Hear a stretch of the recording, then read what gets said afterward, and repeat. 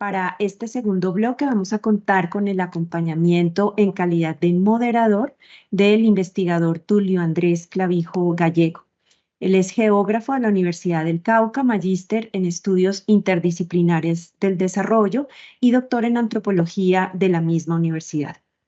Profesor asociado del Departamento de Geografía de la Universidad del Cauca. Sus líneas de investigación abordan los movimientos sociales, las configuraciones territoriales, las dinámicas del ordenamiento territorial y los procesos de organización y movilización de las comunidades negras en el Pacífico Sur colombiano y el norte del Cauca. El profesor Tulio es miembro del Colegio Profesional de Geógrafos y del Grupo de Investigación Antropos. También es autor de varios libros, capítulos de libros y artículos en revistas indexadas. Es un gusto darle la bienvenida, profesor Tulio. Le dejamos entonces este segundo bloque. Vamos a estar acompañándolo desde luego el equipo del encuentro, Camilo Paz, también estaré yo. Y aquí le dejamos con nuestros investigadores invitados. Carol, muchísimas gracias nuevamente por la invitación. Muy afortunado porque he tenido la posibilidad de conocer estos 4 trabajos maravillosos que a continuación vamos a escuchar. Y creo que hay una gran ventana de diálogo que el banco se ha encargado de generar entre los investigadores, pero también con un alto compromiso social con lo que está pasando directamente en territorios. Y esta es una ventana justamente para que podamos conversar, aprovechar y nutrirnos de estos trabajos maravillosos. Insisto, saludo también a todas las personas que nos acompañan y que están presentes, obviamente a nuestros ponentes principales en la tarde de hoy y también obviamente muy agradecido con la ponencia central del profesor Elkin que nos antecedió. Bueno, les decía ya que tenemos 4 trabajos maravillosos. Carol les recordó el tema del tiempo, que también va a ser muy importante. Y quiero darle primero la bienvenida a Lijensi Moreno García, que ya la veo muy juiciosa y ya está lista y conectada. Su investigación se titula Evaluación de la efectividad de las técnicas de fitorremediación en la reducción de la contaminación por mercurio en suelos degradados en el departamento del Chocó, específicamente Río Quito. Nuestra ponente es bióloga con un énfasis en recursos naturales, especialista en microbiología ambiental y actualmente estudiante de la maestría en medio ambiente y desarrollo de la Universidad Nacional de Colombia. Su experiencia profesional se ha enfocado en la coordinación de procesos ambientales con un enfoque territorial e intercultural, articulando actores comunitarios, organizaciones sociales, entidades públicas, empresas, academia y otros organismos internacionales. Lijensi, te damos la bienvenida y estamos prestos a compartir tu trabajo. Muy buenas tardes a todos, distinguidos colegas, investigadores y miembros de los centros culturales del Banco de la República. Para mí es un honor participar en este importante encuentro de investigadores del Pacífico, un espacio que reconoce y visibiliza el espacio, el trabajo que desarrollamos las personas de la región local. Hoy les compartiré, ¿ya están viendo mi presentación? Sí, la estamos viendo.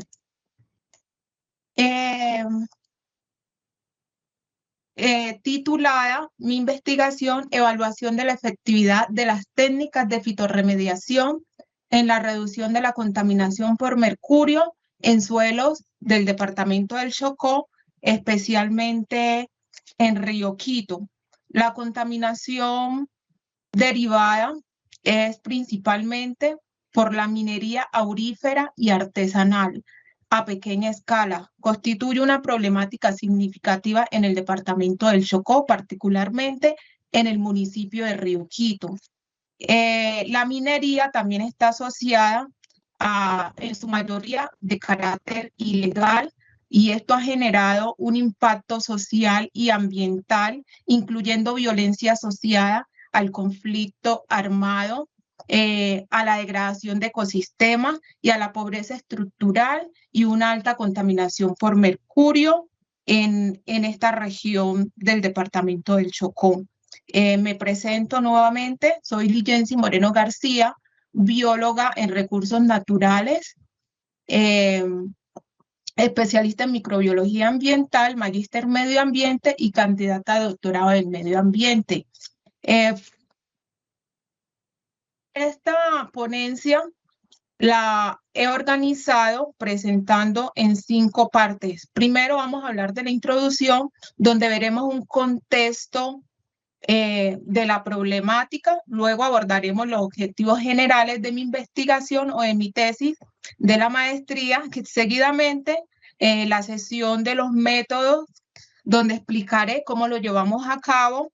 Este estudio de caso, más adelante revisaremos los resultados, la discusión para interpretar lo que encontramos y finalmente cerraremos con las conclusiones y las principales aportes y recomendaciones de los resultados de esta investigación. La contaminación por mercurio, que constituye una problemática no simplemente a nivel local, sino a nivel global. ¿Por qué? Porque la toxicidad del mercurio, que es persistente en el ecosistema y tiene una capacidad de bioacumularse mediante la cadena trófica o a medida que ésta va subiendo, escalando, se biomagnifica y llega a causar efectos sobre la salud humana. A nivel mundial, la minería artesanal y de pequeña escala es uno de los principales emisores del mercurio. En el 2015, esta actividad fue responsable del 3.7% de las 2.200 toneladas liberadas al ambiente. Y no hablemos solo del problema mirándolo a nivel global ni lejano. En Latinoamérica, principalmente en Colombia, en el 2014 se reportó que se emitían al ambiente 193 toneladas de mercurio, los cuales 88 eran provenientes de operaciones ilegales de minería. En el departamento del Chocó, una de las zonas reconocidas más biodiversa de Colombia, está también gravemente afectada por esta actividad minera. La minería en el Chocó aproximadamente anualmente se extraen 28 toneladas de oro. Para la extracción de estas 28 toneladas de oro se ocupan 24 toneladas de mercurio en su procesamiento. Esta cifra por sí sola nos da una idea del nivel de contaminación que está sufriendo en este momento el departamento. Más de la biodiversidad, las afectaciones sobre la diversidad y la degradación y la deforestación de los diferentes ecosistemas genera una pérdida destruyendo más cerca de 360 hectáreas de bosque cada año. Además de esos impactos sobre los ecosistemas, también identificamos un impacto sobre la salud. Estudios realizados en la capital del departamento del Chocó, Quibdó, y en el municipio de Paimayo, la cabecera municipal donde se realizó este estudio, se hizo una recolecta de 360 muestras de cabello humano, donde 248 fueron recolectadas en el municipio de Quibdó y 112 en el municipio de Paimayo, donde encontramos que la media más alta se presentó sobre el municipio de Paimayo. Esta es una región localizada sobre la cuenca media del río Atrato o el río Quito, donde se identificaron que los individuos tenían un nivel muy alto de concentración de mercurio en sangre y eran las emisiones más altas de lo permitido por la Organización Mundial de la Salud. Ante esta problemática, han habido sí convenios y contratos intergubernamentales con la Corporación Autónoma y estudios hechos por diferentes investigadores de la región, donde han identificado que hay una concentración baja y alta en los diferentes suelos del departamento del Chocó. La concentración que va desde 18.84 y 194 partes por millón en las diferentes partes donde se hizo el muestreo de qué tanto concentración de mercurio había en esos suelos del departamento del Chocó. Estas investigaciones simplemente han dado como aportes técnicos para que las mismas comunidades se empoderen y busquen estrategias para mitigar estas problemáticas. Ante esta problemática, la restauración aparece como estrategia prometedora la fitorremediación, que es una técnica sostenible y económicamente viable que utiliza plantas con la capacidad de absorber, estabilizar metales pesados. En este estudio los enfocamos precisamente en 3 especies nativas del Chocó con un alto potencial para este propósito. Utilizamos la trichantera gigantea, Glyceria cepium, Sigia longifolia, conocidas con el nombre común de nacedero, matarratón y pichindé. Son especies nativas de estos territorios. Ante este contexto, los planteamos una pregunta de investigación. ¿Cuál es la variabilidad de la capacidad que tienen estas especies utilizadas en procesos de reforestación de suelos degradados por la minería en el departamento del Chocó para recuperar esos suelos degradados? Al darlos cuenta o a responder esta pregunta, es clave como para orientar las estrategias de restauración ecológica más efectivas para implementar en esos territorios que tienen los suelos degradados. Los planteamos una hipótesis a partir de la pregunta de investigación anterior, lo formulamos, esta hipótesis que nos guió en el proceso, donde proponemos que las especies seleccionadas mostrarán una diferencia en su capacidad para acumular el mercurio en sus tejidos y que en algunas serán más eficientes que otras para los procesos de fitorremediación o recuperación de esos suelos contaminados por este metal pesado. Si esto se cumple, su implementación es una manera efectiva para implementar y acelerar esos procesos de recuperación y la reducción de este contaminante, generando tanto beneficios ambientales como sociales. También los enmarcamos en este marco teórico, teniendo en cuenta la fitorremediación, que es una técnica que utilizamos para, a partir de las plantas, absorber, metabolizar ese contaminante y descontaminar diferentes sustratos, bien sea suelos o cuerpos hídricos. Esta técnica posee diferentes subtécnicas, pero las que las centramos fue en la fitoextracción y la rizofiltración. Estas técnicas lo que hacen es, la fitoextracción es cuando cogemos es cuando la planta tiene la capacidad de coger el contaminante desde sus raíces y exportarla a las partes aéreas, a las hojas o a los tallos.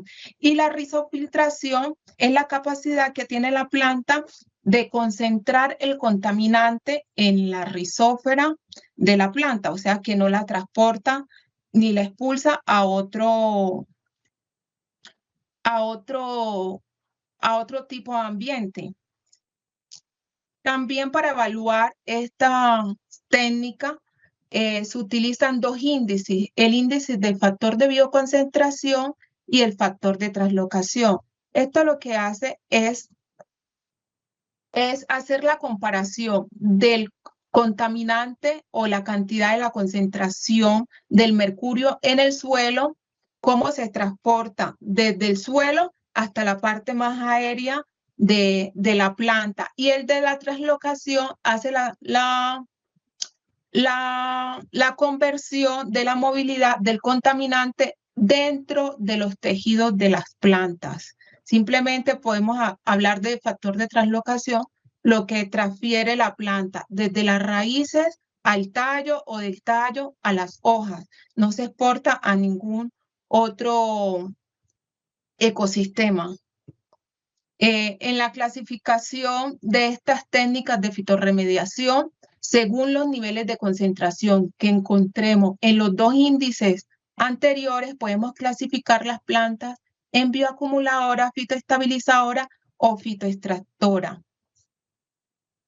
El objetivo que marcó todo este estudio de caso, el objetivo general fue evaluar la capacidad de las tres especies para acumular el mercurio en sus tejidos en los suelos contaminados por la actividad minera en el municipio de Río Quito. La metodología utilizada fue, el estudio de caso se aplicó en el municipio de Río Quito, Chocó. Es un territorio que predomina las tierras de afrodescendientes e indígenas.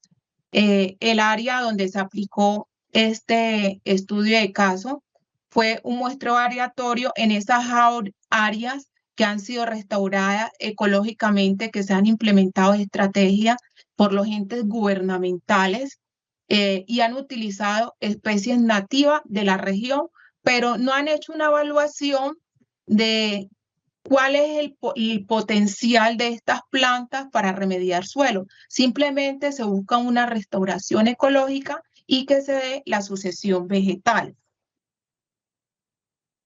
La metodología fue un enfoque cuantitativo, la medición simplemente de la concentración del mercurio, la evaluación de los diferentes índices de factor de bioconcentración. El tipo del diseño de esta investigación fue descriptivo, correlacional, en el análisis de las características de la concentración del mercurio entre el suelo y las plantas, a partir de estudios previos y de esos insumos técnicos, de esas estrategias que han querido implementar los entes gubernamentales. Las especies seleccionadas fueron sembradas durante la vigencia de esos convenios interadministrativos desde el 2016 hasta el 2018 en los suelos que quisieron rehabilitar, de las cuales fueron 814 hectáreas que entraron en ese proceso de rehabilitación, donde sembraron 12 tipos de plantas y las más persistentes en el ecosistema o que tenían la capacidad de resistir fueron estas tres, y por eso a estas tres se le hizo ese análisis de cuánta concentración de mercurio estaban capturando.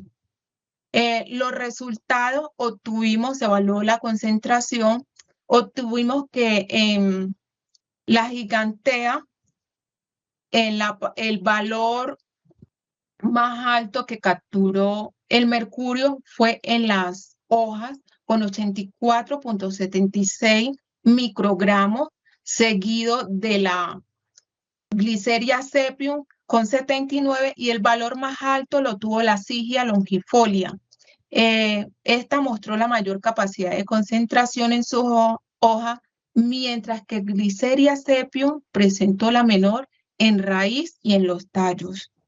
A partir de los datos de concentración se calcularon los dos índices, los de bioconcentración y los de fitotranslocación, donde los valores más bajos de concentración oscilaron entre 0.0357 y 0.5869 microgramos por gramos. En los factores de bioconcentración a bajas concentraciones de mercurio en el suelo, se observó que obtuvo un rasgo de 0.3673 y 0.0441 microgramos por gramo, evidenciando una mayor acumulación relativa en condiciones a menor exposición. O sea, cuando en el rasgo que hicimos en esta investigación fueron dos rasgos: a 18.84 y a 119 microgramos de concentración de mercurio en el suelo.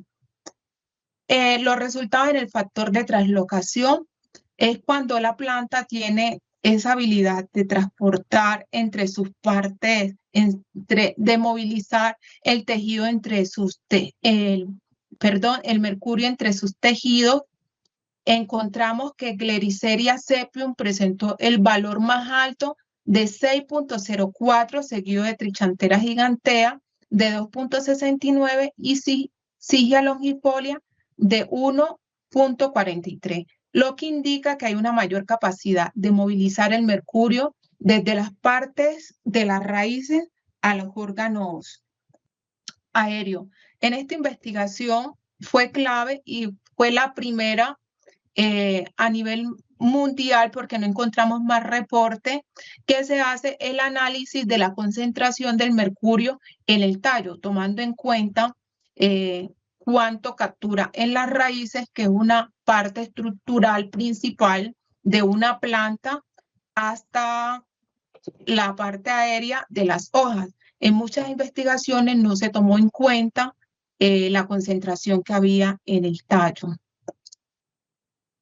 Como resultado final también medimos la concentración total en una planta, no simplemente en cada una de sus estructuras, y encontramos que en Sigia longifolia fue la que obtuvo mayor capacidad de concentración del mercurio, con 205 microgramos por kilogramo, seguido esta Trichantera gigantea con 125 y Gliceria sepium finalmente con 100 microgramos por gramo. También encontramos que había un patrón que seguían las concentraciones en todas las plantas, fue de hojas a raíces a tallo, de mayor a menor. La mayor concentración siempre se encontró en las hojas, seguidos de raíces y luego de tallo, siguiendo el patrón que les expliqué anterior: Sigia longifolia, Gliceria sepium y final Trichantera gigantea. Esto puede ser debido a la adaptabilidad que tiene cada planta. Y como conclusión, tenemos que las 3 especies evaluadas de acumulación con mercurio en la concentración fue en las hojas, seguía las raíces y los tallos.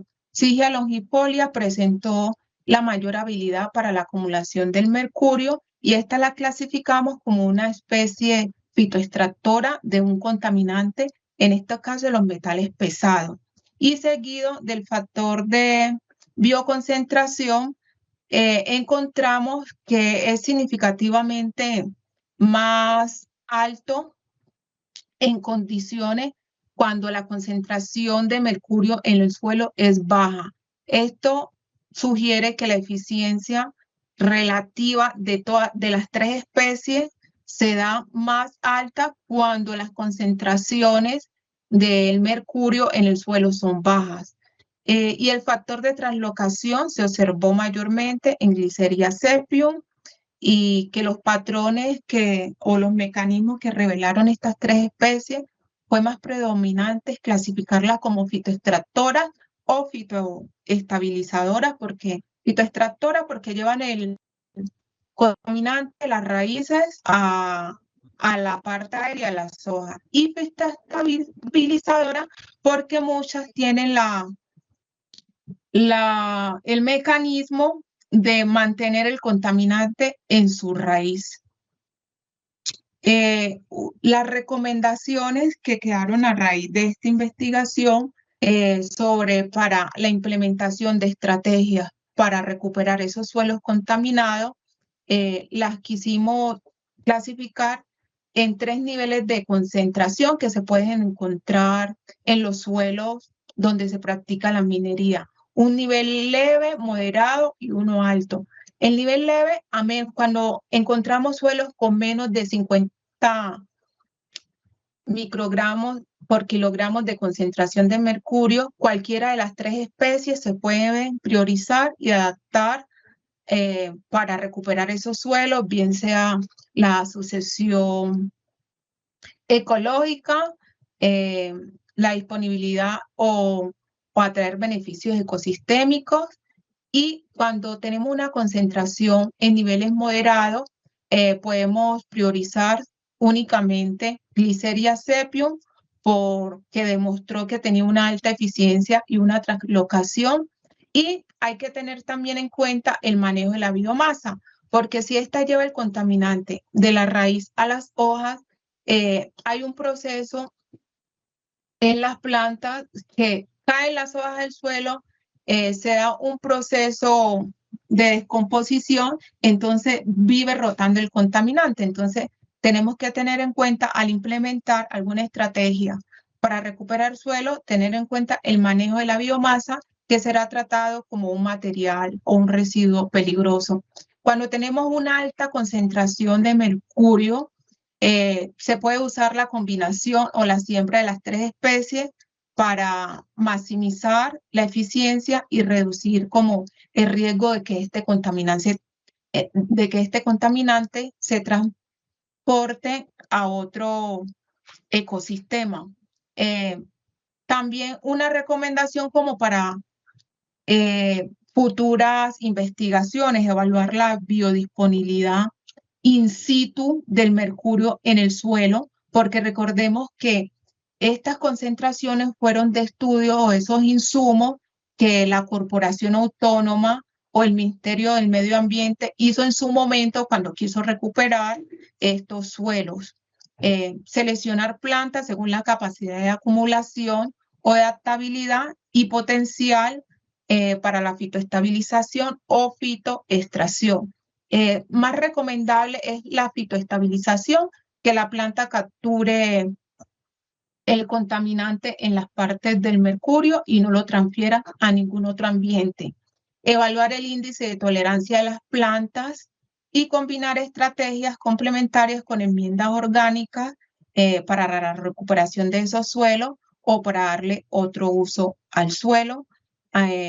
Por ejemplo, en proyectos de la seguridad alimentaria o de la etnobotánica, que es muy común en los pueblos afrodescendientes, en el uso de la biodiversidad. Muchas gracias y recordemos que restaurar la tierra es restaurar la vida, la ciencia es la guía, es el camino, la naturaleza hace el resto. Muchas gracias. Jensi, muchísimas gracias por tu presentación, por el manejo del tiempo. Quiero recordarle a los participantes que vamos a escuchar los 4 trabajos de manera continua y las preguntas y el espacio de conversación se hará hacia la parte final. Así que también pueden ir redactándolas si quieren hacerlo por el chat, anotándolas y vamos teniendo un espacio para la conversación posterior. Bien, voy a permitirme presentar el segundo trabajo de esta tarde con el eje de medio ambiente, que se titula Diseño de una solución de electromovilidad náutica en la costa sur del Pacífico colombiano. Este trabajo está presentado por un equipo conformado por Gordon Wilsmeyer, Ana Cristina Ocampo Wilches, Christian Gil y Sara Graciano. Gordon dirige la silla CUN de Logística de la Facultad de Administración de la Universidad de los Andes, en Bogotá, Colombia. Al mismo tiempo es director del Hapag-Lloyd Center de Shipping and Global Logistics en la Kuhn Logistic University, Hamburgo, Alemania, y es profesor honorario de Geografía Marítima en la Universidad de Ciencias Aplicadas de Bremen, Alemania. Ana Cristina es ingeniera industrial con maestría en Administración de la Universidad Nacional de Colombia, sede Manizales, y cuenta con una maestría en Gestión de Cadenas de Suministro de la Universidad de los Andes. Christian Gil es doctorado en Sistemas de Ingeniería de la Universidad de Chile y científico senior del Centro Hapag-Lloyd de Transporte y Logística Global, de Kuhn Logistic University. Y finalmente, Sara Graciano, magíster en Conservación y Uso de la Biodiversidad de la Pontificia Universidad Javeriana y politóloga de la Universidad Nacional de Colombia, investigadora y asesora en asuntos ambientales y climáticos, con experiencia en coordinación de proyectos, trámite de iniciativas logísticas y gestión de relaciones públicas en el sector público y en ONGs y academia. A este equipo le damos la bienvenida. Son hojas de vida mucho más extensas, pero por aras de la agilidad en el tiempo, permití hacer un breve resumen de cada uno de ellos. Así que bienvenidos y los escuchamos. Hola, Tulio.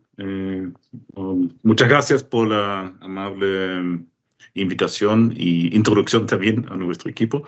Es un placer estar acá. Muy buenas tardes a todos y todos que están acá. Voy a compartir mi pantalla y vamos a iniciar. Bueno, como he mencionado, Tulio, es un trabajo que estamos, una área de investigación que estamos persiguiendo hace varios años y en este caso nos gusta presentar unos resultados recientes que trabajamos en el Pacífico para ver cómo trabajamos en la transición también de la movilidad en regiones más remotas del país, de descarbonizarlo y con eso también hacer una contribución al medio ambiente y responder a otros elementos críticos que tenemos en términos de accesibilidad a la escuela, a temas sociales, pero también por razones económicas. Y bueno, tuve gracias por entonces, vamos a estar muy atentos a las discusiones y las preguntas al final de esta sesión. ¿Sí?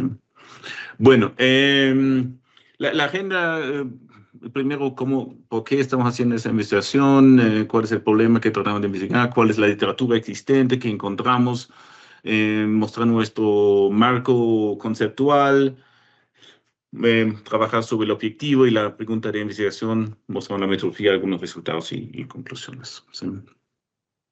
Bueno, yo creo que es muy importante la importancia que tienen los espacios acuáticos en el país. Y en muchas partes realmente son las únicas vías de comunicación. Entonces los botes prestan o reemplazan las carreteras, sí.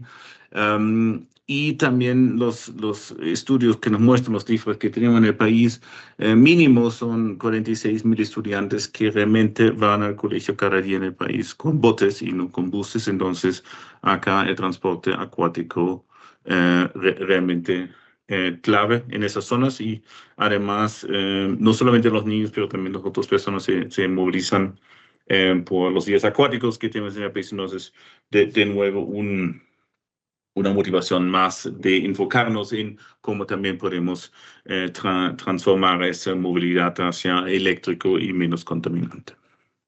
¿Dónde estamos ubicados en este momento? Ese estudio se enfoca en Nariño, en el caso del municipio de La Tola, donde realmente tenemos restricciones fuertes y también un tema de sesión escolar alto. Casi un cuarto de los estudiantes realmente son parte de esa sesión. Y también tenemos altos costos de combustibles que contribuyen tanto al problema de movilidad por las personas privadas, pero también obviamente afectan digamos, el subsidio que se da al combustible para los botes escolares, entonces afecta la accesibilidad a esos servicios y con eso también obviamente hace bastante, digamos, frágil el sistema que los niños atienden. Y eso está mezclado con la pobreza que encontramos en esa zona. Para mí siempre me gustaría hacer esa comparación que cuando pagamos $1.4 por litro en promedio en esa zona, en un país donde tenemos $8,000 de promedio de PIB per cápita, nosotros pagamos precios de combustible muy altos en comparación a otros países. Si, por ejemplo, hacemos la comparación con el Reino Unido, donde en comparación, ¿no? el combustible, un litro, cuesta $1.80, ¿sí? Pero el ingreso promedio per cápita es 7 veces más alto, ¿no? Entonces, también muestra el peso realmente que tiene esa cosa de combustible en una zona donde ni siquiera llegamos a los niveles de ingresos promedios del país, ¿sí? Bueno, ¿qué encontramos? ¿Cuáles son los síntomas visibles que tenemos? ¿Cuáles posiblemente son los problemas de raíz? Bueno, entonces tenemos un acceso límite a los servicios de movilidad, ¿sí? Con eso también un acceso límite a los servicios escolares, de salud, costos altos, yo hice esa comparación antes, y por la situación en la zona, la situación económica, también los motores que se usan, prácticamente fuera de bordo, son de altas emisiones, muchas veces todavía de 2 tiempos, entonces una contaminación fuerte para también el tamaño de los motores que tenemos, y también esto va con una contaminación alto de ruido y también obviamente contaminación del agua por la combustión de los motores. Ahora, ¿cuáles son las causas de raíz que encontramos? La verdad, las cadenas de suministro de combustible hacia estas zonas son bastante frágiles y no confiables, por eso también contribuyen al alto costo, ¿sí? Eso tenemos el equipo antiguo, y realmente el acceso a energía limpia y estable también está restringido por la falta de provisión, prácticamente en zonas no interconectadas, que también es la realidad en partes de esa municipalidad de La Tola. Bueno, ¿cuál es la literatura que encontramos? Aumenta los estudios sobre electromovilidad acuática, muchos sobre ferries, mucho enfocado en Europa, muchos también en términos de situaciones más urbanas, ¿sí? Poco realmente se encuentra en zonas más remotas o para servicios sociales o básicos como escolares. Hay un trabajo que hicimos nosotros en 2017, cuando trabajamos con la CEPAL. Ahí sí hay elementos de eso, pero en general todavía hay poca estudios de esto. Y nosotros creemos justo hay un gran potencial de demostrar que estas zonas también se pueden descarbonizar, se pueden desacoplar de los combustibles fósiles a través de tecnología. Y recién, entonces, tenemos también varios ejemplos que no están estudiados a nivel profundo en Ecuador, en Tailandia, también en la India, donde se está desarrollando esto, también en algunos países de África, pero es un tema que se está desarrollando en este momento bastante rápido, y creemos, bueno, que también buscamos soluciones de esa forma en Colombia. Bueno, entonces ¿no? Entonces combinamos una movilidad más sostenible, pero también una transición más justa, incluyendo el acceso a energía, y también cómo podemos ver estas soluciones en un contexto de gobernanza de diferentes niveles, porque claramente acá necesitamos tanto una visión por parte del gobierno nacional, pero también de las municipalidades, de los actores locales y de los gobiernos regionales para implementar tales soluciones, ¿sí? Bueno, entonces con eso ya introducimos, ¿no? Entonces, la transición justo energética y también el acceso a la movilidad, ¿sí? Cómo contestamos a las dimensiones sociales, realmente hacer factible esas transiciones a través del involucramiento de comunidades locales, ¿sí? Y realmente también que es conocimiento que tenemos particularmente de la Amazonía también, si podemos realmente transformar el transporte acuático hacia ser más confiable, menos costoso, entonces más viable económicamente, pero también más limpio. Si podemos evitar la construcción de carreteras, donde sabemos en el caso de la Amazonía que las carreteras que se construyen también realmente facilitan y muchas veces aceleran también, ¿no?, la deforestación de la zona. Entonces eso también uno podría contestar un poco con esas soluciones. Bueno, ok, ¿cuáles son estos desafíos que vemos en la implementación? Fuimos a la región, hicimos entrevistas, encuestas, trabajamos con los gobiernos locales, con la gente local, con el equipo para entender cuáles es. Hemos tratado de entender cuáles son las rutas actuales, cuál es la realidad en la zona, para entender muy bien si el servicio está confiable en ese momento, en qué partes no, y cuáles son los desafíos. Entonces fuimos al campo varios días para entender eso de forma profunda en un acercamiento tanto cuantitativo como cualitativo. Interesante realmente en el contexto de la solución que vamos a la Municipalidad de La Tola. Tenemos tanto zona interconectada como no interconectada, entonces nos encontramos con una situación donde uno podría aprovechar la red interconectada para soluciones de movilidad eléctrica, pero al mismo tiempo también se encuentran situaciones donde más afuera, hacia el Pacífico, donde Amagales, en este caso, donde no se encuentra zona interconectada, entonces donde uno tendría que trabajar con una implementación de sistemas fotovoltaicos. Entonces es interesante la TOLA porque permite tanto buscar soluciones que se conectan con el sistema interconectado y no interconectado, entonces es interesante en eso. Hicimos un mapeo de las rutas, también encontrando ahí que varias rutas no se puede atender hoy en día por la falta de botes y tiempos y combustible.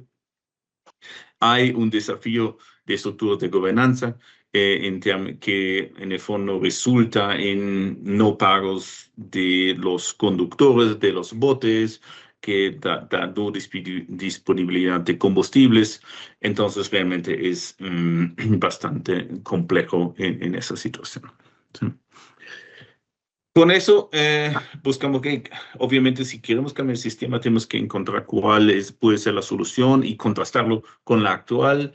Trabajamos con un modelo de Total Cost of Ownership para demostrar, en el caso si hoy intercambiamos el sistema actual con un sistema eléctrico, cuál sería el resultado para la comunidad. Entonces también si esto podría contestar a los desafíos económicos que tenemos en la prestación de estos servicios actualmente, tomando en cuenta tanto los CAPEX como los OPEX, pero también otros componentes del sistema de recarga, un backup de tecnología, porque estamos en zonas remotas donde la provisión de repuestos es posiblemente difícil, y también, obviamente, cuál es el consumo y un posible impuesto al CO2. Entonces, hicimos esa comparación y vamos a mostrar esos resultados hacia el final. Acá unas impresiones, cuáles son esos contextos en cuales los niños van al colegio, que simplemente demuestran la necesidad de intervenciones de forma urgente. ¿Sí? Entonces, el servicio actual, hay 4 botes para 5 rutas, 4 rutas no se atienden, ¿sí? Los niños, las escuelas están los dueños de los botes, pero claramente dependen de subsidios del Estado para la compra de combustible. Interesante para nosotros el costo anual, unos casi $60,000 que se gasta en combustible, un costo alto, que también ahí la conversación es claramente, ok, si no se gasta esto en combustible, ¿qué otros usos se podrían hacer con este dinero?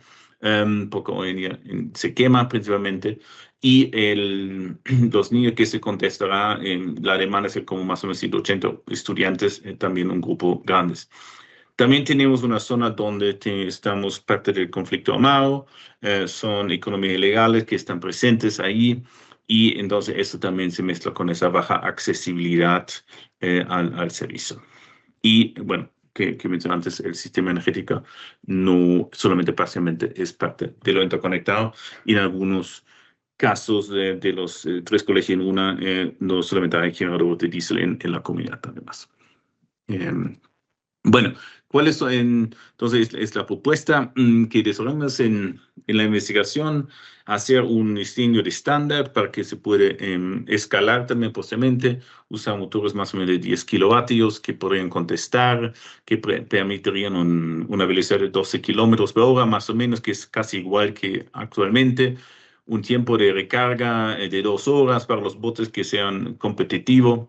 Se podría eso con un banco de baterías en el bote que más o menos también de 30 kilovatios, y con eso uno podría tener mover un bote con otra capacidad más o menos 30 estudiantes, y sacando la cuenta entonces serían más o menos 6 botes que se necesitaría de esto, y también obviamente se deberían ser equipados con un tracking de GPS para la ubicación, pero también el desempeño tanto del motor como las baterías. Y dependiendo si sea en la TOLA, uno podría trabajar sin una estación de recarga, solamente con banco de baterías para garantizar la disponibilidad de energía en el caso que haya un problema. Y en otras zonas se debería también construir la estación de recarga. Bueno, La solución al final ideal sería no 6, pero 9 botes, 3 per institución. Con eso se podrían responder a todas las rutas. También reduciendo, hicimos un modelo de optimización, reduciendo los tiempos de los niños en el bote, que a veces traspasan 1 hora y media. Y con eso tener un tema. Realmente sería importante tener un gobernanza interinstitucional, tanto con las instituciones de educación de la municipalidad y la comunidad para trabajar esto. Interesante es realmente el costo de operación. Aplicando el TCO se reducirá más o menos 58% en el año 10 de la implementación en comparación a la solución actual, que realmente es un ahorro importante para la comunidad que en esa zona donde los recursos son escasos, obviamente se podría dar otros usos, ¿sí? Sí requiere construcción de capacidades nuevas, obviamente. Será una mejora a la accesibilidad de la educación y hay que contestar también cómo ver el sistema fotovoltaico, cómo se ha diseñado, que no, posiblemente no solamente presta una solución a los botes, pero también a otras partes de la comunidad donde no existirá. Bueno, entonces acá, ¿no? Fue interesante para nosotros el costo de operación por hora.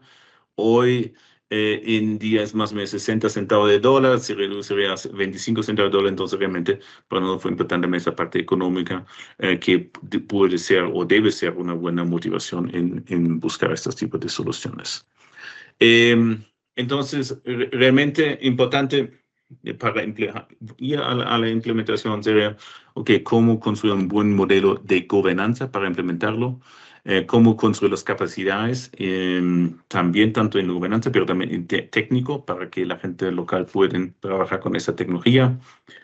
Acá recién salimos de una reunión muy interesante con Ecuador, donde sí se van a construir peque eléctricos dentro del Ecuador y en los gobiernos regionales, ya en todos los diseños de los muelles que tienen, en el caso de la región de Pastaza, el gobierno regional ya está implementando en los espacios para estaciones de recarga para los canoas en el futuro. Entonces, eso ya es parte del diseño básico. Entonces, también un tema muy importante de que el gobierno regional también apoya esto. Ahí podemos aprender de nuestro país vecino. Bueno, y realmente es para nosotros importante que sí se puede demostrar que estos botes eléctricos serían más o menos costosos, mejor dicho, menos costo de operación a lo largo del tiempo, ¿sí? Y bueno, más allá de los beneficios que traemos en términos de reducción de emisiones y contaminación tanto del agua como el aire. Bueno, el desafío que sí hay que resolver cómo se resuelve la logística, mantenimiento y el monitoreo de estos tipos de tecnologías. De nuevo, si miramos hacia nuestro país vecino, en Ecuador, donde se han implementado sistemas bastante buenos en términos de los comunidades que han implementado botes eléctricos, que sí ya pueden hacer ese mantenimiento ellos mismos y con eso son más autosuficientes en ese contexto. Muchas gracias. Gordon, muchísimas gracias por tu presentación de tan interesante trabajo. Recuerden todos los participantes que las preguntas van a ser al final, que podemos igual también ir registrándolas en el chat.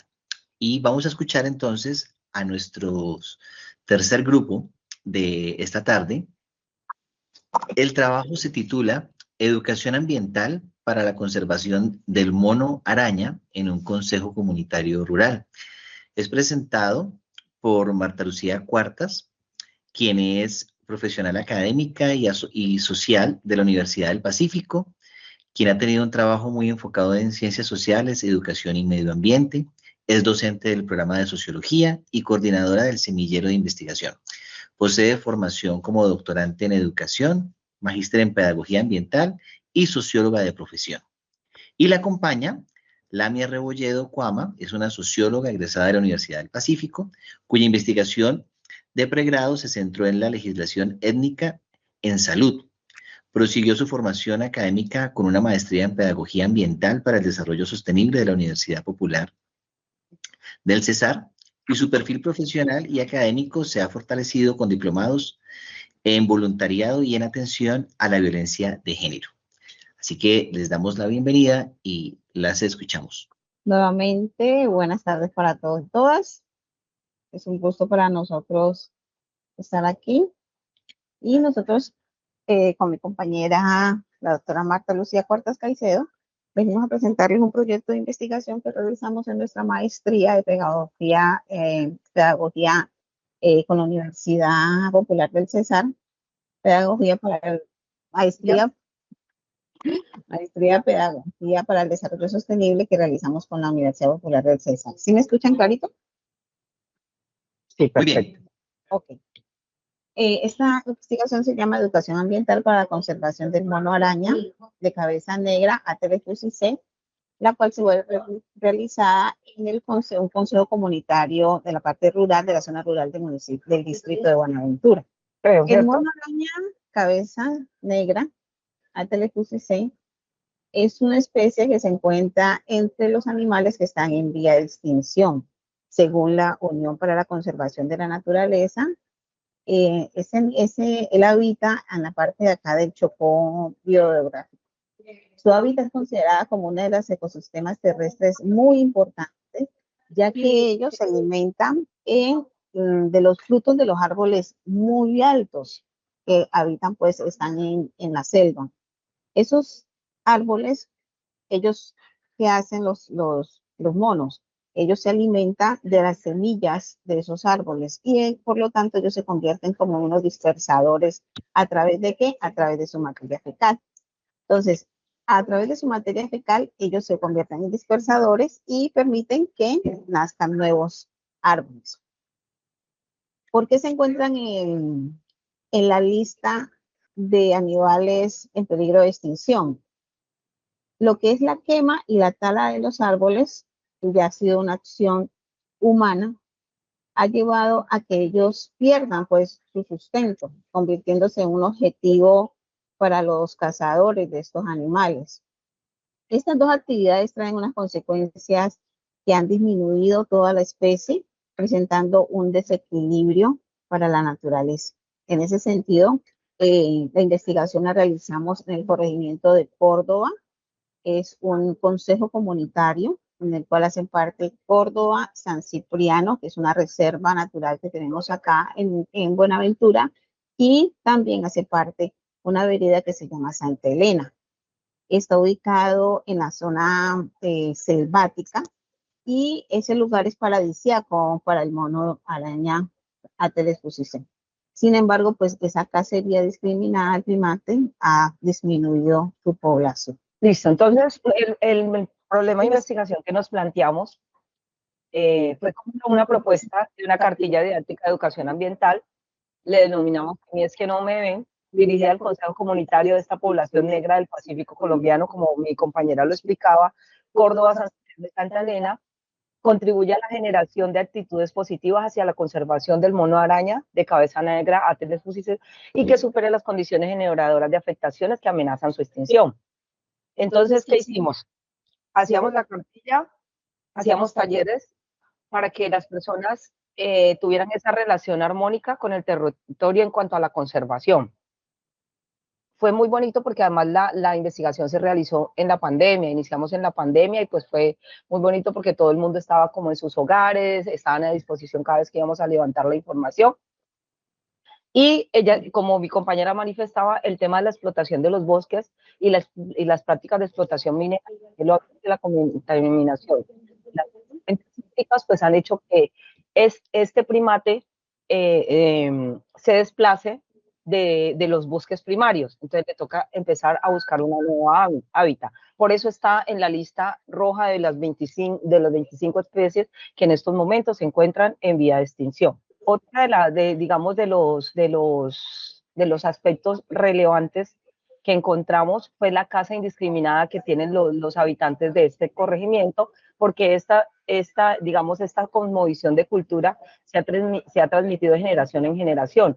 Ellos realizan la caza indiscriminada, pero lo hacen por subsistencia. Entonces, si esta problemática continúa, las especies, especialmente en este caso en el territorio, en el Chocó geográfico y especialmente en Buenaventura, pues se produce una ruptura en los equilibrios ambientales.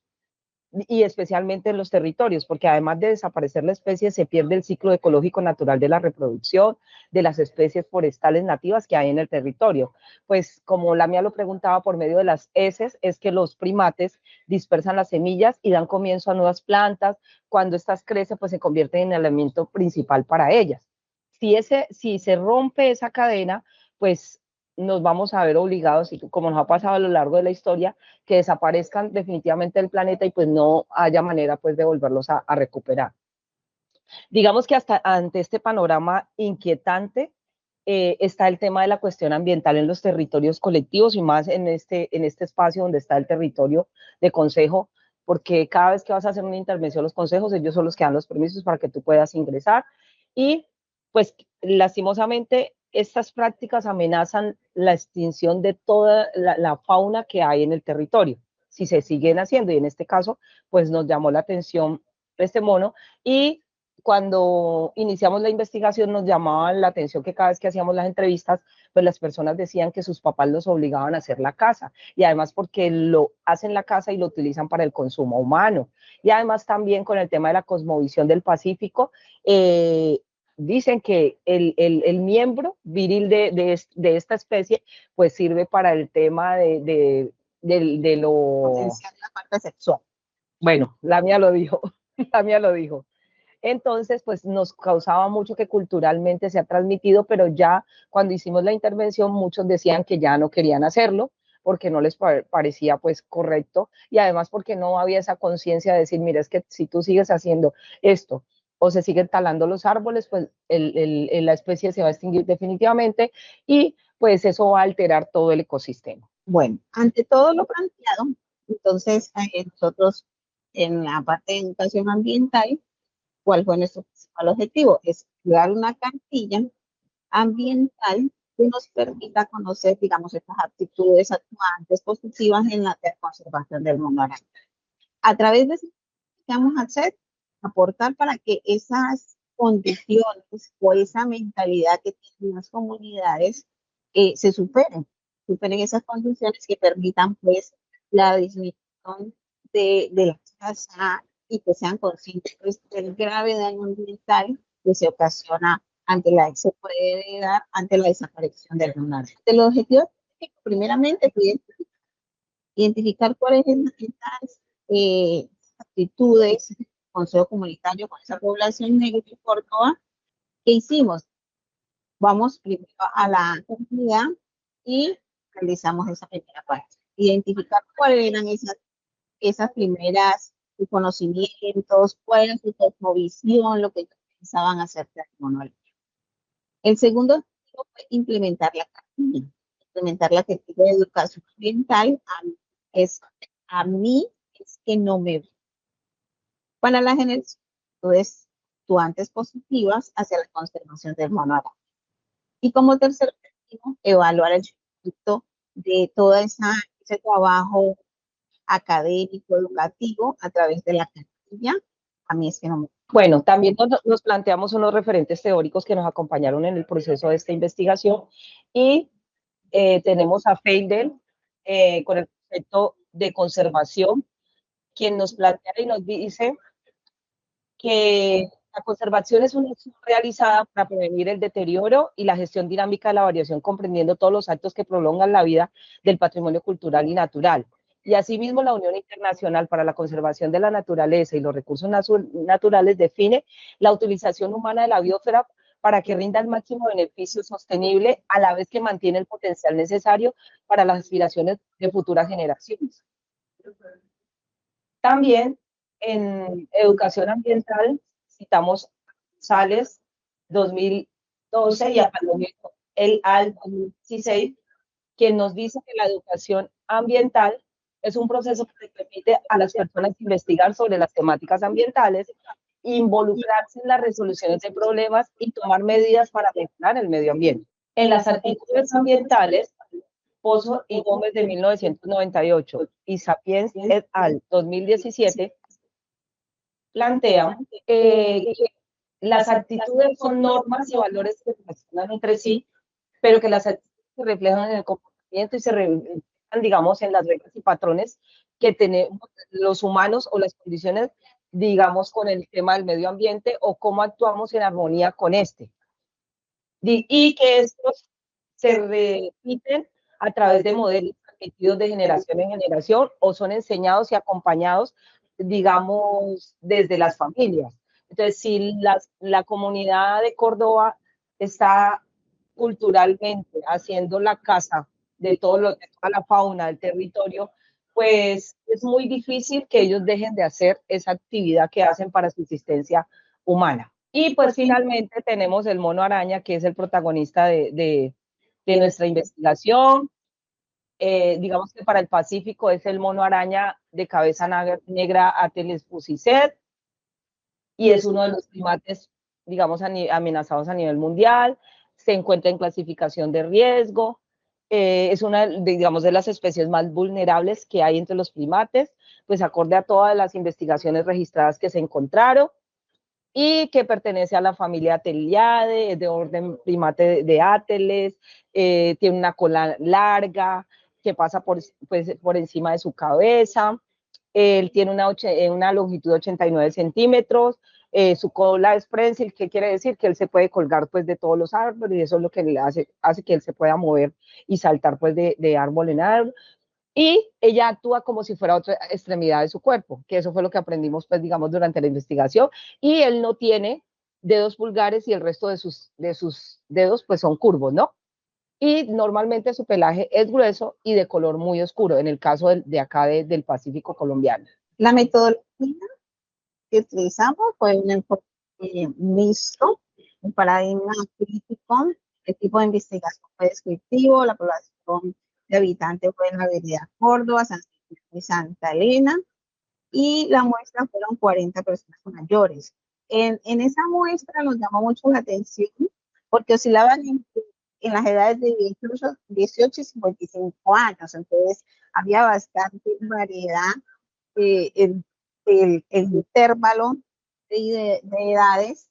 Entonces los chicos de 18 años, ellos pues siempre estaban como un poco renuentes, pero tenían esa, como lo decía la profe, esa intencionalidad de parte de sus mayores de que tenían que comerse. Y ellos decían, no, pero ¿por qué tengo que comer eso? Pero entonces los hacían comer obligatoriamente. Y también las personas mayores ya nos decían, no, pues nosotros tenemos a ellos como tener un gato, como tener un perro. Ya los querían entrar también a domesticar. Entonces, eso fue muy interesante también poder ir construyendo toda esa mentalidad. El diseño de investigación, un diseño de panel, longitudinal panel, desde un enfoque cualitativo y una investigación-acción. Digamos que esta investigación, cuando decimos que es un diseño longitudinal panel, nos referimos a que los datos se recolectan en varios momentos a lo largo del tiempo y se observan los cambios que hay. O sea que nosotros al final trabajamos con las mismas personas y se mantiene el mismo grupo de estudio en varios momentos que se recogen los datos. Nosotros hicimos un pre y un post cuestionario, y pues la evolución de estos cambios o transformaciones que se dan a lo largo del tiempo después de la transformación. Las fases. Bueno, esta investigación la realizó en 2 fases. Primero fue la muestra, la ubicación geográfica, donde estaba ubicado el consejo comunitario. Entonces, en esa ubicación, solicitar el permiso para ingresar a la comunidad. Como le decía mi compañera, esto fue en una época de pandemia, por lo tanto, pues vivimos una situación delicada de violencia. Para ingresar es un poco difícil, pero al final lo logramos pidiendo toda esa compañía también de la misma comunidad. La fase 2 fue de una situación en la que realizamos un estudio previo, el instrumento, se diseña el instrumento para validarlo, aplicarlo, y luego el análisis de los resultados del instrumento. En la fase 3 fue el diseño del programa, las actividades, se realizan y se para a la aplicación. Se define la duración, los sitios, los expertos. En el sitio, pues también tocó como ser un poco resguardados por los temas complejos de violencia que vivía en ese momento, y también el tema de la pandemia. Y en la fase 4 ya fue la aplicación, fueron las charlas, la pedagogía, empezar a decirles a ellos. También tuvimos la compañía de un experto, volvimos y aplicamos de nuevo el cuestionario, la recolección de la información y ya pues llegamos a las observaciones de la investigación. En cuanto a los resultados, fue el cuestionario inicial, se desarrolló la intervención educativa que permitió generar un programa deportivo ambiental en que los habitantes de la vereda Santa Elena y Cor pudieron dar respuesta y formular una respuesta que garantice pues, la supervivencia del mono. Al finalizar, aplican nuevamente el cuestionario de prueba y ahí logramos identificar esos cambios ya significativos.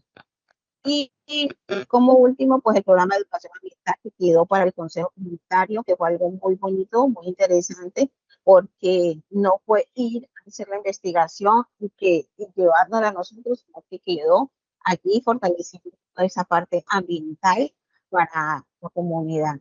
Y también, además, esa parte de sensibilidad en el tema de la quema y la tala también de los árboles. Bueno, los resultados, nosotros hicimos un post-test, un pre-test y un post-test. Entonces, una de las primeras preguntas que hicimos, si los animales silvestres pueden ser vendidos o comercializados, en la prueba que se hizo a 40, digamos, habitantes de la zona donde estaba, digamos, la zona de influencia, ellos decían que siempre era un 32%, a veces un 5% y nunca un 62%. Luego de hacer la intervención, participó de la venta y comercialización de los animales silvestres, pues ellos decían que un 75% nunca lo hacían y que solo un 17,5% a veces y siempre solo un 7,5%. Entonces, los resultados de la prueba T a nivel de significancia es menor. Esto indica que existe diferencia significativa entre las actitudes latentes y las actitudes actuantes de los habitantes del corregimiento de Córdoba que hacen parte de este estudio. Al preguntarles el cuidado de la flora y la fauna, si era importante para ellos, pues ellos en la prueba se dijeron que siempre, que era el 95,5%, y luego les preguntamos si participaban en el cuidado de la flora y la fauna para que mejoraran la supervivencia del mono araña, y pues aquí sí hubo o sea, decían que 67%, y al principio decían porque cuando ya les empezamos a explicar, porque no solamente en el territorio van estudiantes a hacer estudios, sino que está la CBC, que siempre los está acompañando en el tema del cuidado del río, el tema de la flora y la fauna del territorio. Entonces, había como, ahí sí vi, hubo una diferencia significativa entre las actitudes latentes y actuantes de los habitantes que participaron, pues, como en el estudio. Bueno, dentro de las conclusiones, como una aproximación al interés del primer objetivo específico, dentro de las conclusiones, como una aproximación al interés del primer objetivo específico, se sintetizaron 6 ejes. Esos ejes fueron conservación del ambiente, la cacería, el tráfico, la comercialización, el cautiverio y reducción de mascotas de los animales silvestres, en lo cual eso determinaron actitudes y comportamientos que permitieron que hubiera un cambio. El adecuado relacionamiento con los animales silvestres, la relación entre humano y los animales, y en esta medida el respeto que se debe tener al brindarle pues, a ellos esa relevancia y importancia que merecen para su ecosistema y para el ecosistema absolutamente de todos. En ese contexto, el desafío juega un papel con condiciones de pobreza física y mental también. Ya sabemos que esas comunidades tienen muchas dificultades en su ambiente también, tienen dificultades, como ya hemos hablado antes, en el tema de violencia, en el tema de también para el ingreso a las comunidades. Entonces, eso es una también de las dificultades para la subsistencia. Y teniendo en cuenta los lineamientos que se desprenden a partir del segundo objetivo específico, se pondera el significado de una educación ambiental que alcance a las comunidades, en lugar que es una práctica ambiental transversal a las actividades que se desarrolla también en en el territorio, porque si se conserva el mono araña dentro de ese bien, es mucho lo que se va a conservar también el hábitat donde habitan las mismas comunidades. Bueno, igualmente conviene destacar la necesidad de valorar a la tierra como una fuente que garantiza la gestación renovada de formas de vida y que en los talleres realizados a la comunidad se intercambiaron como estas experiencias y algunos de ellos fueron muy receptivos y manifestaron la intención de disminuir estas condiciones generadoras que afectan y amenazan la extensión de estas especies. Y digamos que en esta misma participación las comunidades, digamos, mencionadas en los procesos, contribuyen al cambio de esas actitudes agresivas en contra de la tierra, del agua, los árboles y la fauna en general, en cuanto que ya no se les va a considerar simples objetos como de satisfacción de las necesidades primarias, sino para integrarse en proceso con armonía para la gestación de la vida que todos debemos tener con el ambiente. Y al final, como consecuencia de la denominación de las, digamos, de todas estas acciones que estamos enunciando, aparece una nueva conciencia que garantice esa articulación entre los diversos ecosistemas y los factores que determinan un nuevo lenguaje con el ambiente, digamos, con la naturaleza, con los ecosistemas.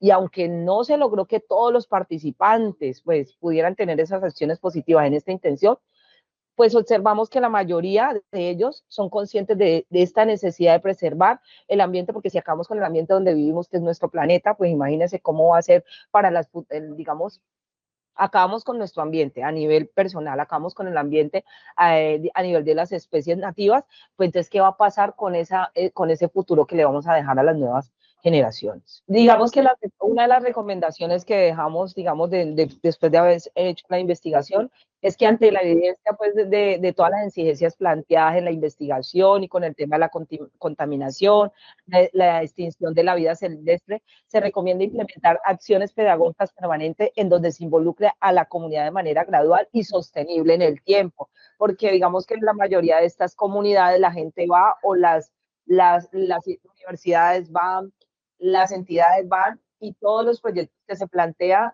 son de momento, no se sostienen en el tiempo. Entonces, pues sería ideal que para una próxima investigación lo que se plantee para la conservación del medio ambiente sea sostenible, como lo dije ahora, en el tiempo y no momentáneo. Otra de las recomendaciones que realizamos fue la realización de políticas realmente que se puedan realizar por las comunidades.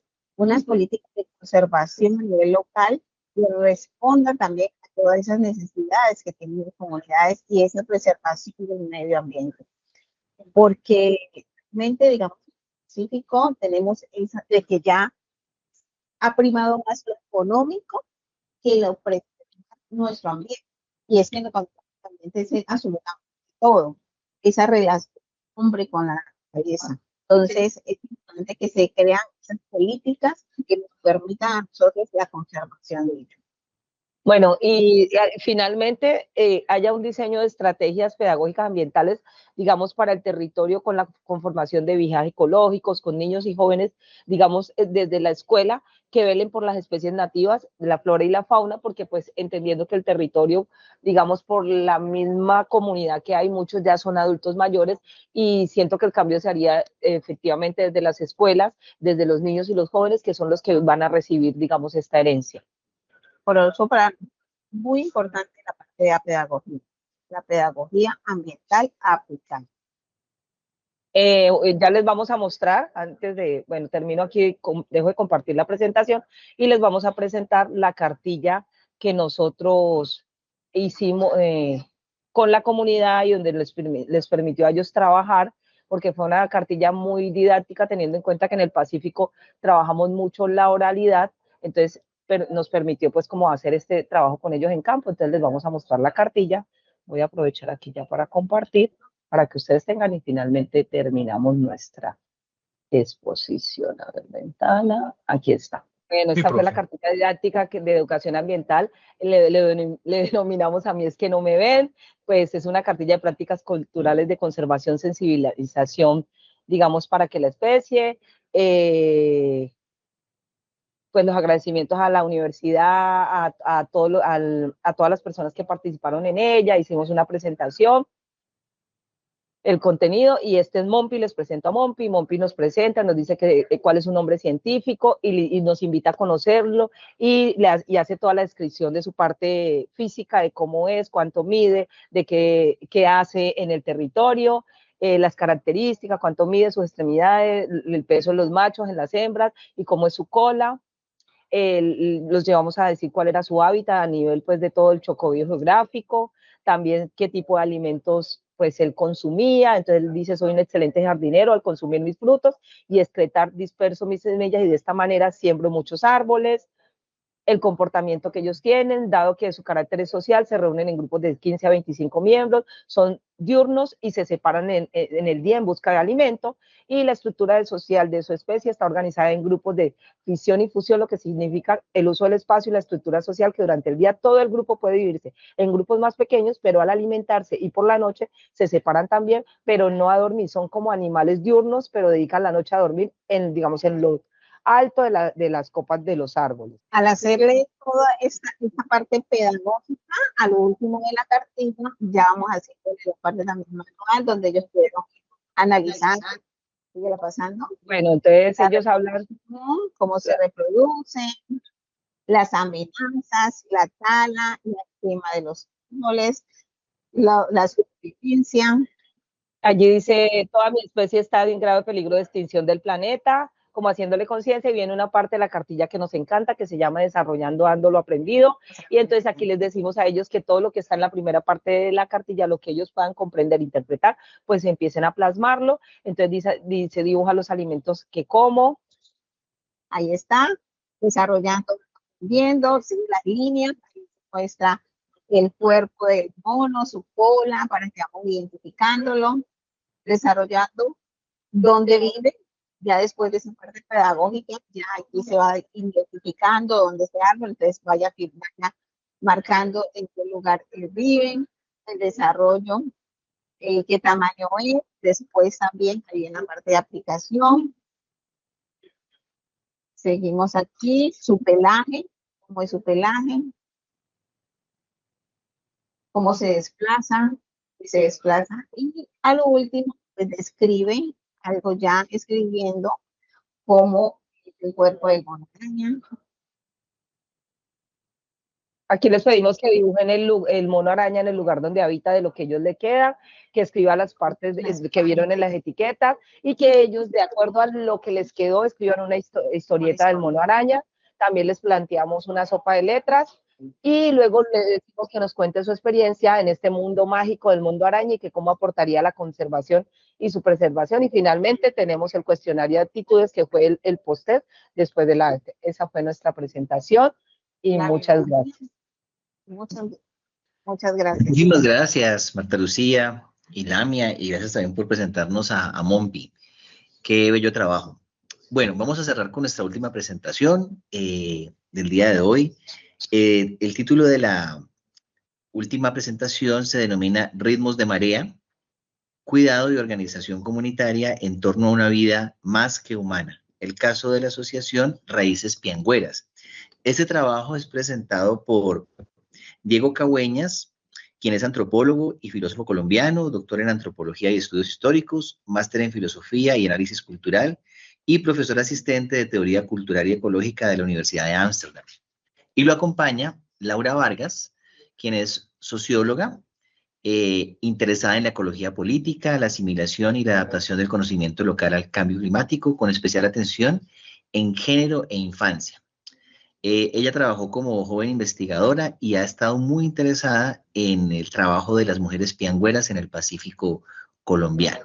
Así que le damos la bienvenida a Diego y a Laura para el cierre de estas presentaciones en la jornada de hoy. Recuerden que terminando ellos, vamos a la ronda de preguntas y de cierre también de la jornada. Muchas gracias por la invitación y por la presentación. Hoy vamos a compartir con ustedes una versión condensada de una serie de investigaciones que llevamos a cabo junto a Laura durante los últimos 3 años ya en Bahía Málaga, en el Pacífico, buena parte de lo que vamos a compartir con ustedes se desprende de la tesis de pregrado en sociología que hizo Laura y la cual dirigí yo, y también digamos, ese trabajo se vio reflejado en una publicación que también podemos, al final, si alguien está interesado, se lo podemos compartir. Fuimos invitados a escribir una entrada, una entrada en un glosario de humanidades medioambientales que está siendo editada por el Departamento de Humanidades y Arte de la Universidad de Copenhague. Entonces, esto es como una versión también más condensada de eso. Bueno, entonces entremos en materia para estar dentro de los tiempos. Entonces, en esta ponencia vamos a explorar, yo creo que Laura me va a ayudar con las diapositivas, entonces, exacto, estamos en la segunda. Entonces, en esta ponencia exploraremos la pregunta o los diferentes ritmos de vida que articulan las relaciones de cuidado entre humanos y más que humanos en Bahía Málaga, Buenaventura. Es decir, nos vamos a preguntar por cuáles son los ritmos que permiten la vida en este contexto social y de qué manera este tipo de relaciones hace frente a la destrucción y la violencia que las economías racializadas y extractivas imponen. Para eso entonces nos concentraremos, como ya se mencionó en la presentación, en un grupo de mujeres en el Pacífico colombiano que, como muchas otras mujeres que viven a orillas de los mares, cuidan la vida. En este caso, hablaremos de la conservación de la piangua y el manglar.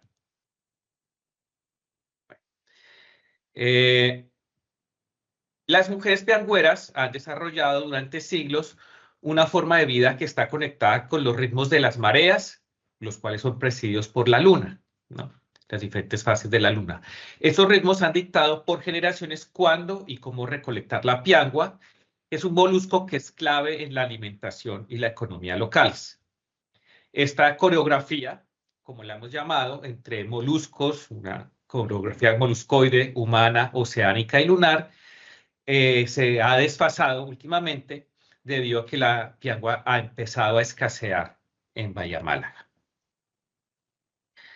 Ante esta situación, en 2019 las mujeres de Bahía Málaga crearon la asociación Raíces Piangüeras con el fin, en palabras de ellas, de preservar y difundir el conocimiento tradicional en torno a la recolección responsable de piangua y proteger la especie y su hábitat. En nuestro artículo que se llama Ritmos de Madera, Tidal Rhythms, sobre el cual nos basamos en esta ponencia, describimos los encuentros azarosos entre la piangua, las manos de las mujeres y el piangüímetro, que pueden ver en el centro de esta imagen. Este instrumento de medición representa una apuesta ecopolítica por cuidar la vida. Es, digamos, nuestra interpretación, ¿no?, de lo que está sucediendo aquí. Las piangüeras utilizan el piangüímetro para medir las conchas que deben tener como mínimo 5 centímetros, porque es después de este tamaño que las pianguas se pueden reproducir. Bueno, entonces al medir las conchas, las piangüeras se conectan con el ritmo del ciclo reproductivo del molusco. Entonces, más aparte, digamos, de estar en sintonía con el ciclo de las mareas, también lo están con el ciclo de reproducción del molusco. Entonces, ¿de qué manera están en esta sincronía? Lo hacen midiendo en centímetros lo que tarda años en crecer. Esto muestra un compromiso por observar los ritmos de las mareas y al mismo tiempo asegurar el sustento de todos los seres que habitan este territorio de Bahía Málaga. En esta ponencia lo que queremos resaltar es que este es un ejemplo de lo que nosotros llamamos imaginación ecopolítica. Las cuales son prácticas comunitarias deliberadas, es decir, organizadas, que buscan construir un hogar compartido entre humanos y más que humanos, donde el cuidado y la interdependencia guían otras formas de convivir. Entonces, para entrar en sintonía con los ritmos sobre los que hablamos, es importante entender las mareas que marcan las dinámicas del trabajo, de la recolección de la piangua. Por ejemplo, cuando la luna llena llega, con la luna llena llega la puja, una marea alta ideal para recoger piangua. Y con la luna menguante, en cambio, llega la quiebra, que es el momento de dejar descansar el manglar. En Puja, las embarcaciones salen a las 9 de la mañana y regresan alrededor de las 3 de la tarde. Durante el día, mientras algunos hombres cazan, las mujeres recolectan piangua.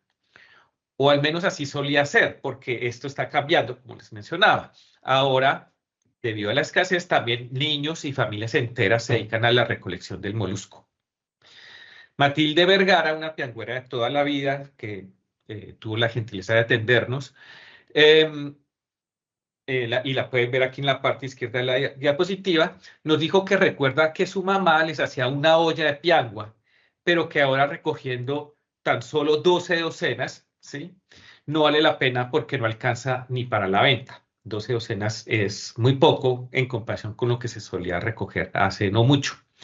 Esa percepción de Matilde la comparten también otras piangüeras y se ha podido demostrar en estudios hechos por otras universidades acerca de las causas de la escasez, que explican que hay un 77% de sobreexplotación del molusco, lo que se suma, pues, como les comentaba, que la piangua es un animal que crece muy lento y muere también muy rápidamente.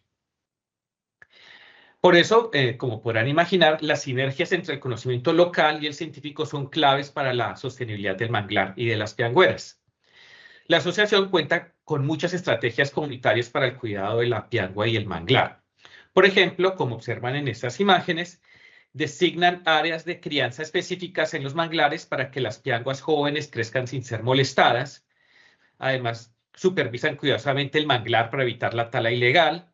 Monitorean los canastos de otras piangüeras para cumplir con la talla mínima de los 5 centímetros, ¿no? Y esto se hace todos los días. Sin embargo, a pesar de todos los esfuerzos de la asociación, cada vez es más difícil encontrar pianguas que midan 5 centímetros o más. Entonces aquí Laura va a terminar de compartir con ustedes nuestros hallazgos. Gracias, profe. Bueno, con todo este contexto se suman también como otros elementos a las dinámicas que tiene ahora la asociación. Por ejemplo, el precio de la piangua sigue subiendo porque ahora es un plato muy apetecido en restaurantes de Colombia y de Ecuador, pero la mayor parte de las ganancias se la llevan los intermediarios y los dueños de los restaurantes. Las piangüeras reciben lo mínimo, ellas por una docena les pueden pagar alrededor de 2.600 pesos, pero pues sabrán que un ceviche, una toalla de piangua en un restaurante de Cali, de Buenaventura, Bogotá, pues puede costar muchas veces más. Y a esta desigualdad también se le suma la llegada de personas por fuera de Bahía Málaga, es decir, personas que no hacen parte de este consejo comunitario y que no respetan el tamaño mínimo de la piangua ni los tiempos de descanso que tiene el manglar, que designa la asociación. Y esto además ocurre, y es importante aquí mencionarlo, en un territorio que ha soportado siglos de racismo, de pobreza y una violencia estructural, y un lugar al que todavía se le quieren vender soluciones modernas a problemas creados por el mismo modelo capitalista y extractivista, como unos discursos de economías verdes, de consumo sostenible, que venden a las comunidades como una fórmula y que no reparan realmente la devastación de la vida en estos lugares, ¿no? Pero pues ninguna de las piangüeras de la asociación descansa ante este contexto, ante estas características, y ellas siguen sembrando piangua en los manglares, midiendo las conchas con el piangüímetro, cuidando la vida que crece en las raíces de estos manglares, y se niegan a recolectar indiscriminadamente la piangua, aun cuando, como decía el profe, comparado con el pasado, pues pueden hacer mucho más dinero, es más escasa, pero pueden hacer mucho más dinero en una sola jornada. En Bahía Málaga, por ejemplo, pues le dicen a la piangua el oro negro, pero ellas sostienen que no debe medirse como oro en términos monetarios, sino como el esfuerzo y el cuidado que requiere sacar algo que deben también preservar para futuras generaciones. Entonces, en medio de este panorama, pues nos damos cuenta de que los ritmos de las mareas y además el ritmo también de la piangua, que explicaba también el profe, del lento ciclo reproductivo de la piangua y crecimiento, pues exige una paciencia difícil de sostener en medio de la celeridad pues que impone este sistema. Y ese es el reto que enfrenta la asociación diariamente, resistir a, digamos, la tentación de una ganancia rápida cuando la piangua escasea y también cuando son pocas otras fuentes de ingreso y de oportunidades en este territorio. Bien, ahora pues centrándonos un poco más en el cuidado, que es un concepto que abordamos de manera transversal y que he abordado también en mi investigación, el trabajo de cuidado, como dicen muchas autoras feministas, pues es un trabajo que sostiene el mundo, y este trabajo de cuidado en Bahía Málaga no está dirigido solamente a los hijos, a las familias o a la comunidad, sino pues también a la piangua y al manglar. Entonces, esa es una apuesta, como nosotros pues le llamamos una apuesta ecopolítica. Es una forma de decir, no aceptamos el fin del mundo, como nos recuerda también, perdón, el líder indígena Ailton Krenak, que no podemos rendirnos a la narrativa del fin del mundo, porque está destinada a hacernos renunciar a nuestros sueños. Entonces, frente a este discurso apocalíptico que escuchamos con frecuencia sobre el supuesto inevitable colapso ambiental, las piangüeras pues están proponiendo acá otras formas de vivir en la que el tiempo no está marcado por esa urgencia del capital, sino por la puja y por la quiebra de las mareas. Es una vida en la que el cuidado es más importante que la ganancia, porque la vida no es un recurso a explotar, como dicen ellas, sino que es un vínculo que se teje diariamente entre distintos modos de vida, humanos y no humanos, ¿no? Acá en el video pues que están viendo aparece Marta Liliana Salazar, que es una piangüera, lideresa y activista de la asociación. Nos cuenta que pianguar no es para cualquiera, que es una labor que requiere de cuidado y de paciencia. Nos cuenta que su mamá le dice que tiene que oler la piangua para saber dónde está, porque es difícil encontrarla cuando llega a un manglar en el que ya ha estado alguien más, y dice que los hombres son impacientes y no les gusta excavar y esperar a que aparezca la piangua, ¿no? Los hombres de Málaga. Bueno, y con esto no queremos tampoco idealizar las prácticas de cuidado, porque sabemos que esa coexistencia armónica o supuesta coexistencia pues que existe entre las personas y la naturaleza suele ser más un producto de la imaginación de quienes no habitan estos territorios, pero pues la vida en Bahía Málaga es dura, recoger piangua es muy difícil. Las comunidades negras también a lo largo pues de la costa del Pacífico, como ya he mencionado, han soportado pues unos años de racismo estructural, de una negligencia gubernamental, de una violencia al narcotráfico, una militarización territorial y un acoso a los movimientos de base, y puedo seguir, pero con este espacio pues queremos reconocer el papel de las mujeres en la defensa y en la gobernanza de los territorios, del territorio de Bahía Málaga, así como estas estrategias que está implementando la asociación y que proponen una respuesta a la violencia, que implica también entender como el ser humano separado de estas otras formas de vida, y que ese discurso de separación pues es fundamental y es clave también para los modelos modernos de desarrollo y de sostenibilidad. Entonces, para retomar nuestras preguntas iniciales, sobre cuáles son los diferentes ritmos de vida que articulan las relaciones de cuidado y de qué manera esas relaciones también hacen frente a la devastación que imponen estas economías extractivistas. Creemos que el ritmo acelerado del capital desconoce los ritmos propios de cada forma de vida y de la paciencia y cuidado que requieren estas vidas para florecer, para convivir con otros seres y también para hacer sustento de las familias de Málaga. Y en ese sentido, pues la recolección de piangua y las relaciones que las mujeres tienen con la piangua no deben ser entendidos como una expresión de mitologías o de folclore o costumbres que están ancladas a un pasado, sino que son una manifestación de una imaginación ecopolítica que surge contemporáneamente y que surge por las dinámicas actuales y que conoce de estos ritmos de vida que hemos mencionado, y también como de unos ciclos de vida y muerte en el territorio. Y ese, digamos, este conocimiento que ha sido heredado en la interacción con estas formas de vida es también una apuesta política por la convivencia hacia el futuro, por repensar cómo habitamos o cómo vamos a habitar también junto a otros seres más que humanos. Bueno, para terminar el discurso también que queremos, digamos, que abordamos nosotros, digamos, contemporáneo y liberal, que nos quiere hacer creer que el capitalismo verde y el consumo sostenible pueden devolvernos a replantear esas relaciones con la naturaleza, pues creemos que es un mito del cual debemos desistir. Sabemos que nunca hemos dejado atrás la naturaleza, como bien pues podemos ver en la asociación, en el ejemplo de la asociación, que somos parte de estos ritmos. Y bueno, quisiéramos ya terminar leyendo esta frase que está en la parte inferior de la diapositiva, que dice que no hay fin del mundo para quienes hacen que este cobre vida a diario, y hoy más que nunca necesitamos conocer y reconocer también a quienes lo mantienen vivo. Muchísimas gracias.